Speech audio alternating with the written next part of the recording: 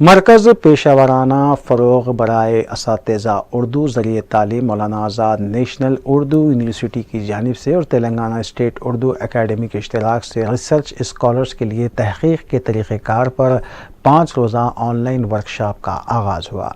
Workshop کی افتتاحی تقریب کی صدارت پروفیسر ایس ایم رحمت اللہ کارگزار وائس چانسلر نے کی، جبکہ director secretary Telangana state Urdu academy doctor Mohammed Ghouse نے مہمان خصوصی اور ڈاکٹر جہانگیر احساس نے مہمان اعزازی کے طور پر شرکت کی اور خطاب کیا۔ پروفیسر سلمہ احمد فاروقی نے خیر مقدم کیا اور ورکشاپ کے اغراض و مقاصد پیش کیے۔ مرکز کے ڈائریکٹر پروفیسر محمد عبدالسمیع صدیقی نے کارروائی چلائی، جبکہ پروگرام کوآرڈینیٹر ڈاکٹر عبدالعلیم نے ہدیہ تشکر پیش کیا۔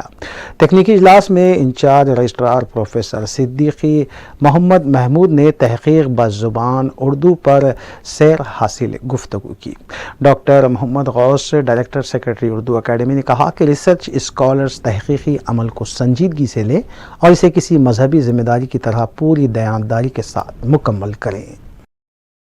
محترم ناظرین کرام، یہ سورہ لقمان کی ابتدائی 11 آیتیں تلاوت کرنے کا شرف حاصل کیا گیا، جس کا ترجمہ آپ سماعت فرمائیں۔ الف لام میم، یہ حکمت والی کتاب کی آیتیں ہیں جو نیکوکاروں کے لیے ہدایت اور رحمت ہے، جو لوگ نماز قائم کرتے ہیں اور زکوٰۃ دیتے ہیں،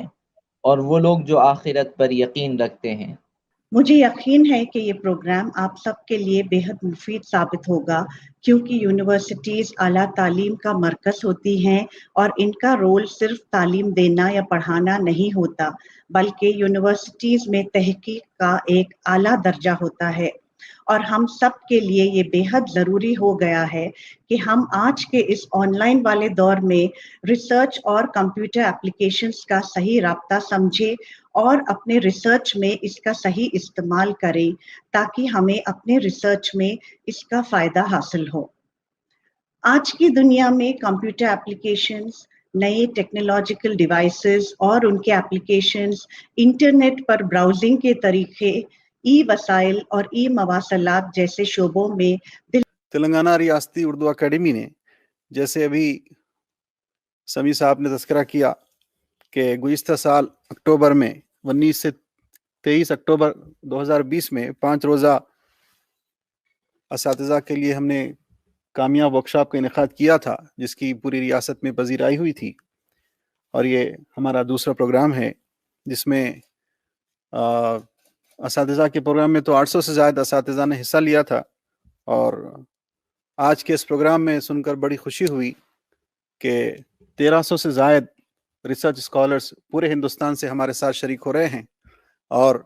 تقریباً 500 سے زائد ریسرچ اسکالرز تلنگانہ کی ریاست سے شریک ہو رہے ہیں۔ یہ ایک ہماری بہت بڑی کامیابی ہے، میں اس کے لیے مانو کو مبارکباد دیتا ہوں، شکریہ ادا کرتا ہوں۔ محترم اسکالرز، ناظرین، اس پروگرام کا مقصد ریسرچ اسکالر کے اندر، ریسرچ اسکالر کے درمیان، ریسرچ اسکالرز کے اندر تحقیق کے معیار کو بڑھاوا دینا ہے،